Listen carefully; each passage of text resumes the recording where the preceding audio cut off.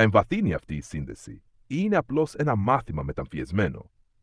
Μείνε μαζί μου σε αυτή την ανάγνωση ταρό, γιατί στο τέλος θα αποκαλύψω το αρχικό γράμμα του ατόμου για το οποίο μιλούν τα χαρτιά. Το ταρό δείχνει αμέσως έντονη αλλά ασταθή ενέργεια. Αυτή η σύνδεση ξεκίνησε γρήγορα, με ένταση και ισχυρή χημεία. Τα χαρτιά λένε ότι αυτή η έλξη δεν είναι τυχαία, αλλά ούτε και απλή. Το ένα άτομο αναζητά ασφάλεια και σαφήνεια, ενώ το άλλο προσπαθεί ακόμη να κατανοήσει τα συναισθήματά του. Το μήνυμα του ταρό για εσένα είναι ξεκάθαρο. Αυτή η σύνδεση έχει δυναμική, αλλά απαιτεί ειλικρίνεια.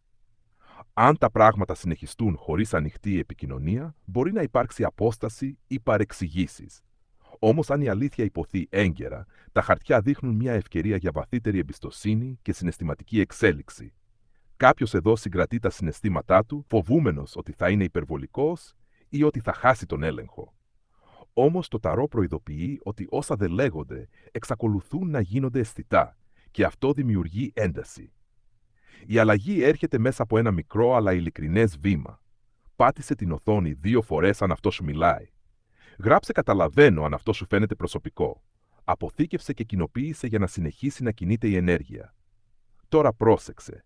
Όταν πατήσεις κοινοποίηση, το δεύτερο άτομο που θα εμφανιστεί έχει το αρχικό γράμμα αυτού του προσώπου. Πριν συνεχίσουμε, άφησέ με να σου εξηγήσω πώς λειτουργεί το τελετουργικό αγάπης μου. Αν δεν αγαπάς πραγματικά τον σύντροφό σου, μην κάνεις αυτό το τελετουργικό. Γιατί μόλις ολοκληρωθεί, θα σε αγαπά μόνο εσένα και δεν θα σταματήσει ποτέ να σε αγαπά. Είναι κατόκασφαλές και τα αποτελέσματα μπορούν να εμφανιστούν μέσα σε 24 ώρες. Αν νιώθεις το κάλεσμα, στείλε μου ιδιωτικό μήνυμα.